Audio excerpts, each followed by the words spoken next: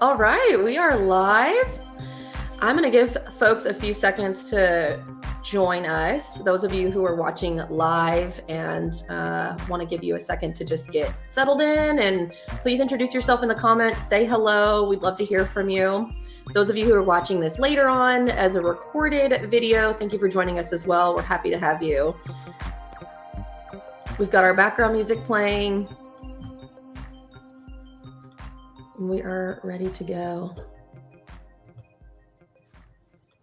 Wonderful. This is a good time for the background music to stop because it just faded out naturally on its own. So it was a perfect segue. So I'm going to go ahead and jump in and just welcome everybody to the Career Chronicles podcast. The point of the podcast is to chronicle the stories of women in the workplace, as well as those who champion us. And the hope is that we will increase inclusive excellence in recruitment and retention. Today is our third episode, and I'm really excited that we're going to be talking about bias against women in the workplace. This is a topic that I have thought a lot about as a professional woman, and I'm so excited to have our guest, Kyler Middleton, here with us. Before we dive in, I do want to take a moment to thank our sponsor, Spyglass Partners. Without the support of my organization, this podcast wouldn't be happening. And for those of you who don't know, Spyglass Partners is an IT staffing firm.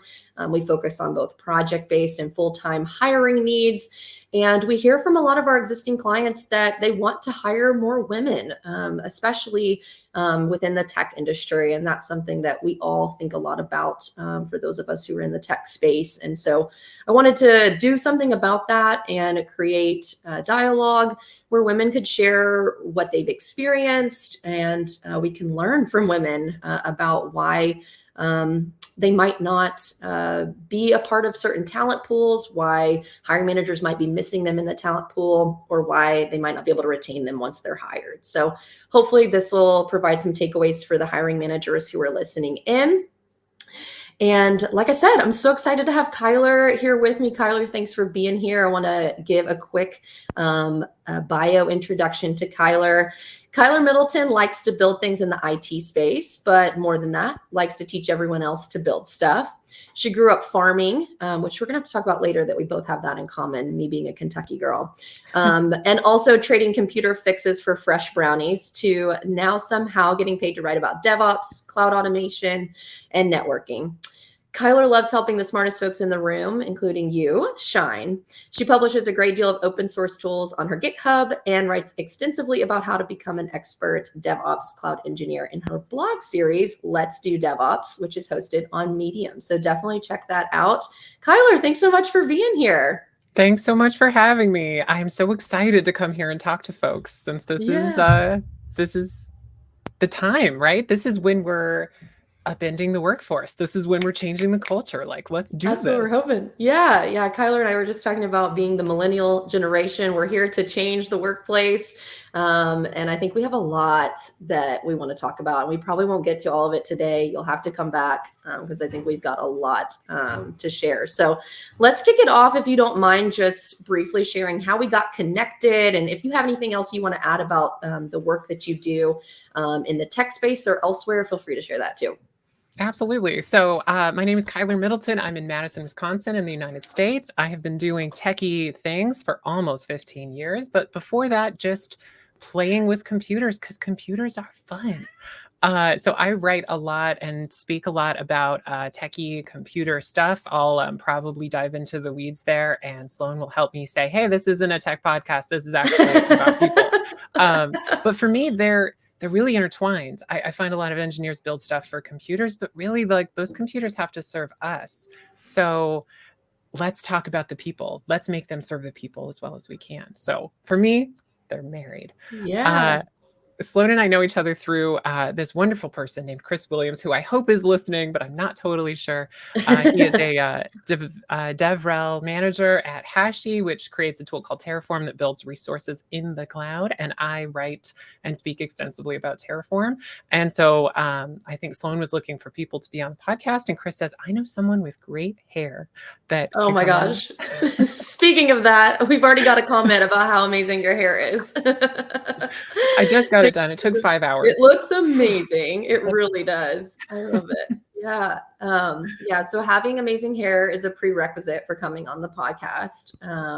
We'll put that in the bio notes moving forward. But yeah, I'm so excited to chat. And I do think I love your point that, the two should be married, that it should be the technology with the user and the human in mind. And I think that is on par for the point of this podcast, is that, the professional workplace should be human centric and it should be about caring for people. So with that in mind, I know we've talked and want to introduce this topic to people about bias against women in the workplace. And I would love to ask you, when did you first notice bias against women in the workplace? Totally. I have, I think, like a relatively unique experience here where I transitioned gender-wise a couple of years ago. So I look like a guy for many years, even at the company that I'm at now. And I got top marks every single annual rating that I ever did until I transitioned. And then it started being like, oh, you're doing fine. You're doing pretty good. And it was always exceptional until then. And I started to notice that in meetings too, that I used to get this sort of implicit deference where what you say, you're so confident it must be correct. And now I get like, what you said, you were so confident. Are you sure? So there's this implicit bias that, and I know this comes across as a critique for many people listening, but like, I don't do that. Surely I don't. But that's just sort of built into our culture that men have the implicit authority and expertise in the room, and we look to them to lead us. And like, that's just something we have to outgrow. My partner is a PhD in communications, and she talks about network actor theory, where the system is an actor in these bias systems, where like the things that have happened before affect us. And it means we have to do things to change them. We have to exert energy to fix them. And that's something that we're doing here. And that's something you can do in your own businesses too, is like, you can fix those systems and make room for the people that don't fit those stereotypes. Yeah. And your business and your staff will benefit. Yes, 100%. And I think you made so many good points. And I think, pointing out that this may feel like a critique to some people, I think we're all quick to be like, I'm not biased. Like it's a little bit of a knee-jerk reaction. And that's, we're not having this conversation to make people feel bad about it. It's the unconscious bias that we all have for many different areas. And you just have to be aware of it, and then you can make change. And of course, bias can also be a little bit more harmful and a little bit more insidious in other ways. But what we're talking about most often in the workplace is that subconscious bias. And it's interesting that you've had the experience that nothing about your performance changed, only your gender and the way it presented. I'm arguably even smarter than a few years ago because I have more experience. And I was yes, yeah, we talked about that. Interesting. Yeah, very interesting. Do you think this is unique to the tech industry, or maybe that parts of it are unique to the tech industry? I think a lot of technical and scientific and historically male-dominated fields have the same issues and biases. And I think a lot of them have tried to modernize and say, like, we have these measuring systems in place that are implicitly, inherently non-biased. Like, we're measuring the number of hours that people put in, or the number of times people say yes to projects. And those kind of things, they kind of don't realize are implicitly set up against people that have other identities, that have, like, first of all, hobbies to keep you healthy as a human being, but also the responsibilities in your family to take care of your family and friends and children and cook and plan and all of the things that historically, like, women have just been responsible for.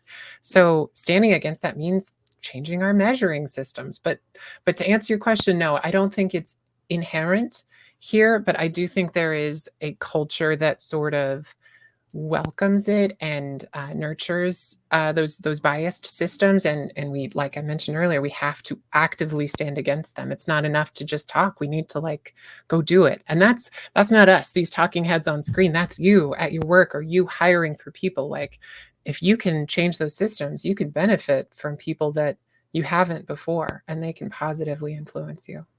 Yeah, absolutely. And I think I want to just call attention to some of the things you mentioned. And I think this is where we want our conversation to go, is that there are metrics of measuring productivity or performance that are inherently biased against women and people with other identities, including being parents. And we're both working moms. And so we see this happen that, you can't always work past the traditional 9 to 5 hours. You can't work late because you have another human to care for.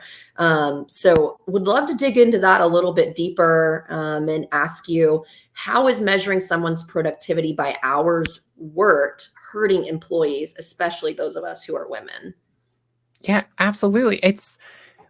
I have this phrase that I don't know if I'm using correctly, but I really like it. That's intersectionality of identities. And it just means that women and minorities and non-binary folks are just carrying a lot more responsibilities and baggage, almost, because they have responsibilities to take care of things outside of their job role. They have so much more in their life that they're responsible for than men have historically.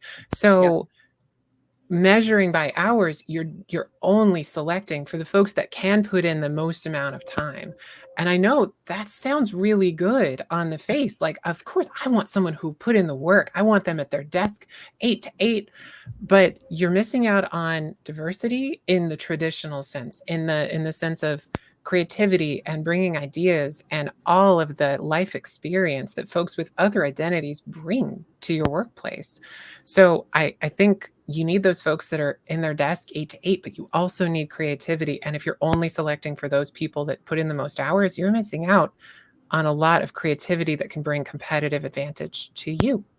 Yeah. You also need people with different perspectives, different life experiences, because you already mentioned that one of the most important things about designing technology is designing it for the human. And we want to design it with the end users in mind. And end users have a number of different intersecting identities. And so if you don't have enough of those identities reflected in your team, your product might suffer. So I think, you want to be able to support those different perspectives. You want to support creativity to solutions. You want to be able to support efficiency. I know Joseph just commented time and efficiency equals efficiency. And so hours worked is not always the best measure. Some people, especially those of us who are working moms, are masters at multitasking and juggling different tasks and knocking projects out of the park in an efficient, timely manner. And we might not need to be in the seat from 8 to 8 or whatever that might be. There's this symbol engineering term that I find incredibly applicable called universal design. And it's was a name that was granted to where we started putting ramps on the edges of streets. And it was so that people in wheelchairs could get up off the street onto the sidewalk. And accidentally, we made it easier to walk on all the sidewalks for folks with canes or children or older folks or people with physical disabilities. And so that is so incredibly applicable here. Men are suffering too. And I know we mostly talk about women and minorities like having to live up to those 12-hour days, but like, do the men want to be working for 12 hours at a desk? Because we're seeing people across the world, like primarily Western and Northern Europe, that are adopting like 4-day work weeks, and they're having the exact same outputs. And that's lifting everyone. That's not just, we're like the men have to concede something to the women or to the minorities. Like this is actually absolutely, it's lifting all the boats and everyone is getting a better work-life experience. And that is important. Yes. Yeah. And we know, that men, I don't have the data right now at the top of my head, but I know there's been research about mental health issues in men, and it, like you said, having a better work-life balance can only help everybody involved. And I know men are working parents as well, and they want to be present at home. So yes, it can help everybody. Do you have any suggestions for how managers can measure productivity other than hours worked? For those managers listening, what can they do? Absolutely. It's just, it has to be output. And I can't imagine any other way to measure than output that makes any sense at all to me. Right. And not even in this sphere, just why would we measure by anything other than output? If you're just measuring hours, you're going to get folks that are putting in the minimum amount of work. Like this is a very office space callback that if you're just doing the minimum and that's okay, then I'll just do the minimum and I'll sit at my desk. But if you're measuring output, I'll do it in 3 hours and then I'll go home and do other stuff. And that's fine. That's good. In fact, that people can, get stuff done and creates better work. Output. Absolutely, it does. And it leaves more time for intersectionality. It leaves more time for life. It leaves more time for assisting and teaching and doing other stuff that benefits your employees and makes them happier. And it generates more time for your business to have more flexibility. Because if you need things to be done quickly, they're capable of that and they're rewarded for that. And that's important too. Yeah.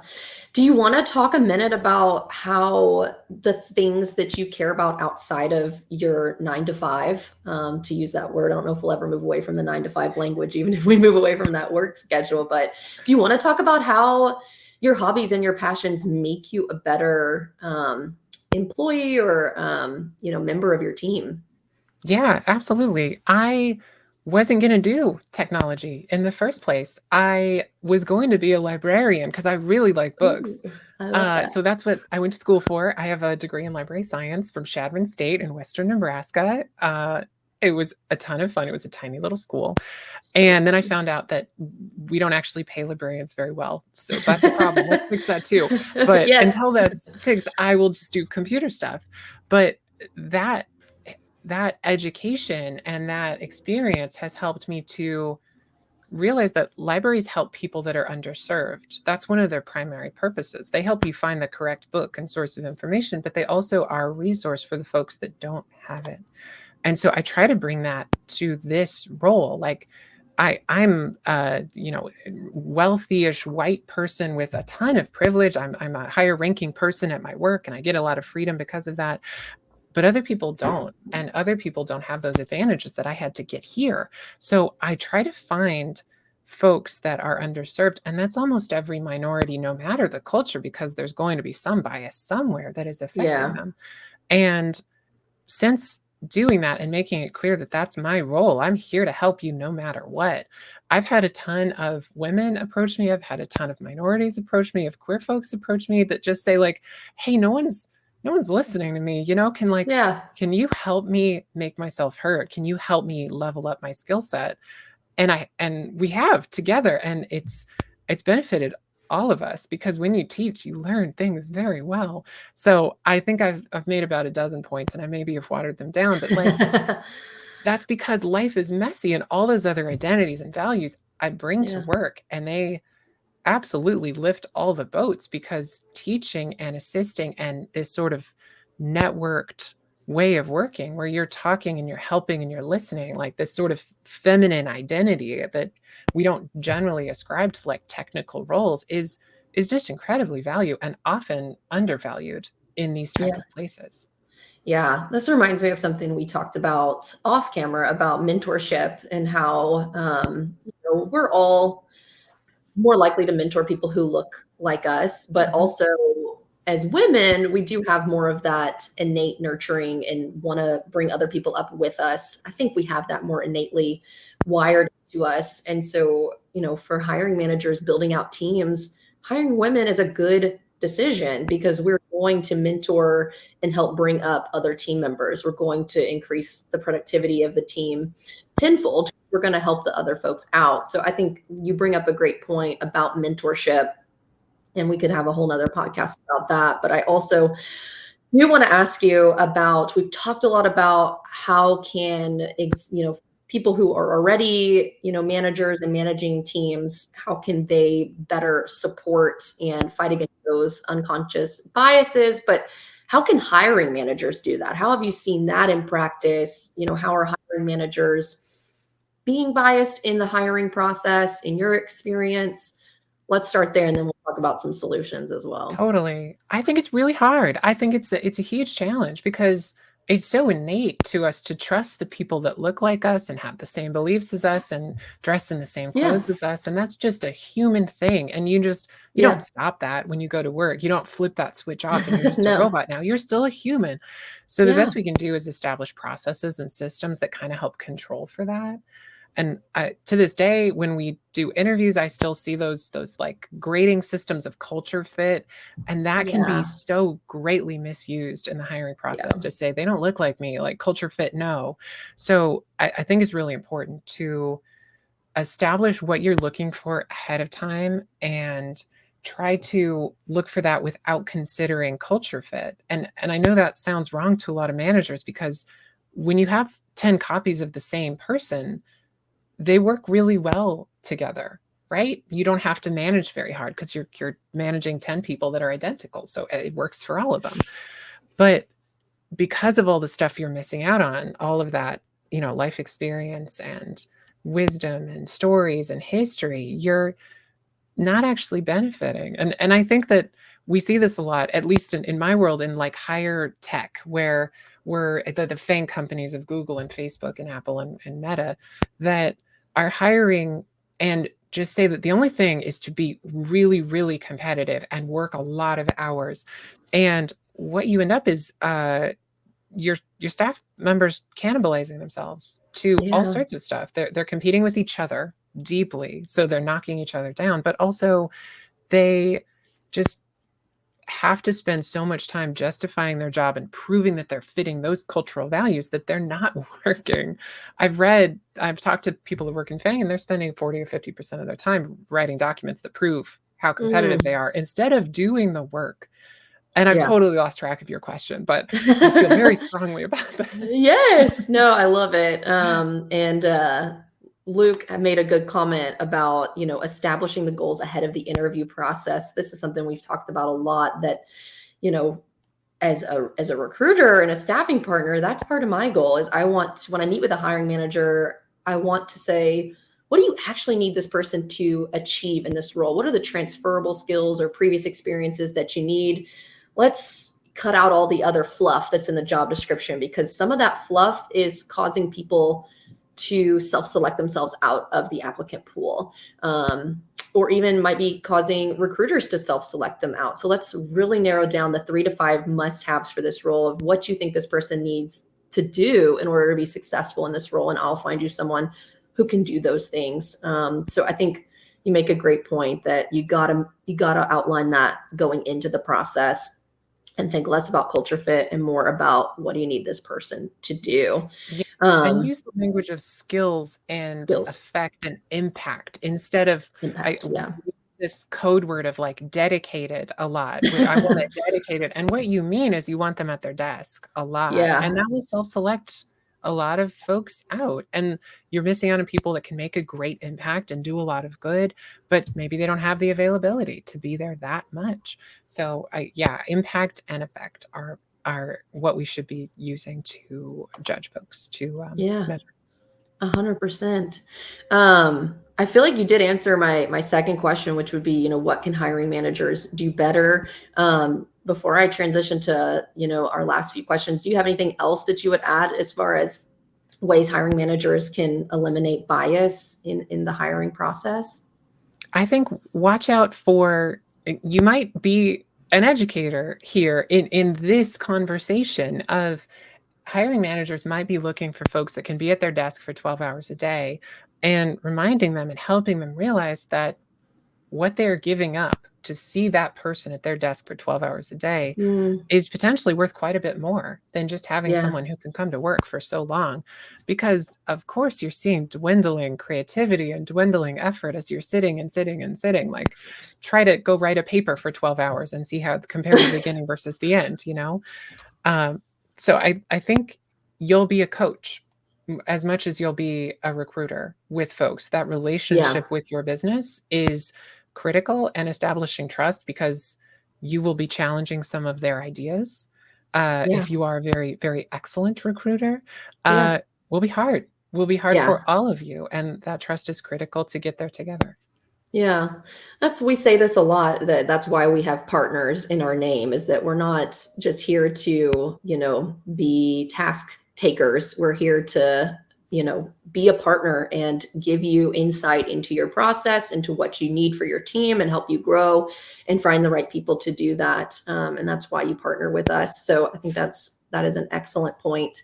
I'm keeping an eye on time and want to make sure we have a chance to, ask the people in the chat to share their insights as well. If you have any thoughts, those of you who are managers or hiring managers or who have had these experiences, share your thoughts about, where you've seen bias come into play, where you've seen some wins that have eliminated some of that bias. I don't know that it's ever eliminated 100%, but if you've seen some good practices that help with these issues, please put them in the chat. Whether you're watching live or watching after, we'd love to hear from them. I do want to ask, Kyler, I want to ask you a couple more questions. I think we've talked a lot about this in my last episode about getting your ideas heard as a woman in the workplace and kind of overcoming some of that bias. And you've talked about the deference that was given to you when you were male presenting, and now after transitioning to being a woman, you see some of that deference go away and you see your performance reviews look a little different as well. So now, how do you effectively get traction on your ideas as a woman and advocate for yourself in the workplace? For sure. I initially thought it was just be better. And that's a terrible solution. That's hard. That's awful because it takes so much time and effort. But in my experience, you do just have to be a bit harder working and a bit more focused. And I wish that wasn't the answer, but there's other ways that you can sort of supplement it also. And that's by building a tribe, play to your advantages. If you are generally more outgoing, I know that's very hard for some folks to do. You can build a tribe that supports each other of like-minded folks that can see the benefit of the work that you are doing. And I find it very helpful at work to build tribes that can support each other. And that totally supersedes your business units or your managerial structure. It's just folks that support each other and help each other and can speak up, that says, hey, that's a good idea. Let's listen to that idea. Yes. I think that can be very helpful.